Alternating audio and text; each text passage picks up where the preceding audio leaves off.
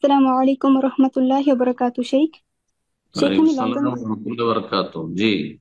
শেখ আমি লন্ডন থেকে বলছি। শেখ, অনেকে মাশাআল্লাহ। বলে থাকেন যে প্রফেট মোহাম্মদ সাল্লাল্লাহু আলাইহি সাল্লাম বলেছেন, তোমরা আমাকে যেভাবে সলাত পড়তে দেখেছো সেভাবে সলাত পড়ো। তখন নাকি শুধু ছেলেরা উপস্থিত ছিলেন। এর জন্য মেয়েদের এবং ছেলেদের নামাজে নাকি পার্থক্য রয়েছে এবং সিজদাতে নাকি পার্থক্য রয়েছে। যদি একটু কষ্ট করে সিজদার নিয়মটা একটু বলে দিতেন, জাযাকাল্লাহু খাইরান শেখ। নবী সাল্লাল্লাহু আলাইহি ওয়াসাল্লাম যখন এই হাদিসটি বলেছিলেন তখন সামনে শুধু পুরুষ ছিল, মহিলা ছিল না। এর দলিল কোথায়? এক নম্বর কথা, কোনো দলিল নেই সেখানে। কারণ নবী সাল্লাল্লাহু আলাইহি ওয়াসাল্লাম মসজিদ নববীতে মহিলারাও সালাত আদায় করতে আসতো, পুরুষরা আদায় করতো। মহিলারাও দার্সে আসতো, পুরুষরাও আসতো। কথা বোঝা গেছে না? দুই নম্বর কথা, যদি স্পষ্ট থাকতো যে শুধু পুরুষরা হাজির ছিল, কোনো মহিলা ছিল না, এ কথা স্পষ্ট থাকে, নিয়ে আসুক কেউ দলিল। এক। দুই নম্বর কথা, যদি না থাকে, কোরআনে কারিমে যতগুলি সম্বোধন রয়েছে প্রায়গুলি, অল্প কয়েকটি আয়াত ছাড়া প্রায়গুলি তো সম্বোধন পুরুষকে আছে, তাহলে মহিলারা বলে আমাদেরকে পড়তে হবে না? কোন জায়গাতে আছে?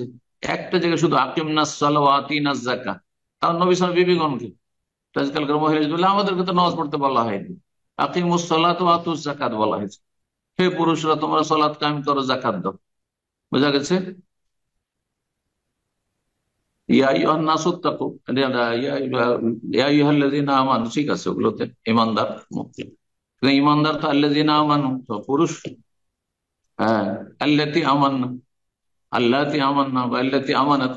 হ্যাঁ, এ তো বলা হয়নি। তাহলে কি করো? মেলা মাসাইল আছে। কোরআনে কারিমের অধিকাংশ আয়াত গুলিতে শুধু পুরুষকে সম্বোধন করা হয়েছে, তাতে মহিলারা শরীক নেই। যদি নারী পুরুষের সলাতে পার্থক্য থাকতো তাহলে অবশ্যই এইটি জীবনে একবার হজের বিধান, সেখানে এত বিশদ ভাবে বর্ণনা করেন নবী সাল্লাল্লাহু আলাইহি ওয়াসাল্লাম।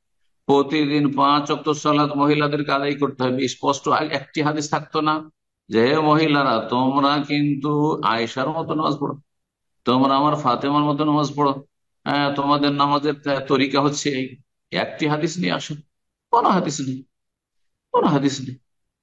কিছু আসার নিয়ে এসছে, সেইগুলো জয়ীফ অথবা ব্যক্তিগত, তাদের ইজতিহাদ, সাহাবায়ে কেরামদের বা তাবেঈনদের কারো কারো ইজতিহাদ, যে এটাতে বেশি পর্দা আছে, হাদিসের বিরুদ্ধে।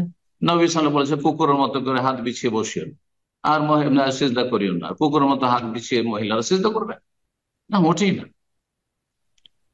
আল্লাহ হেদায়েত দান করুন।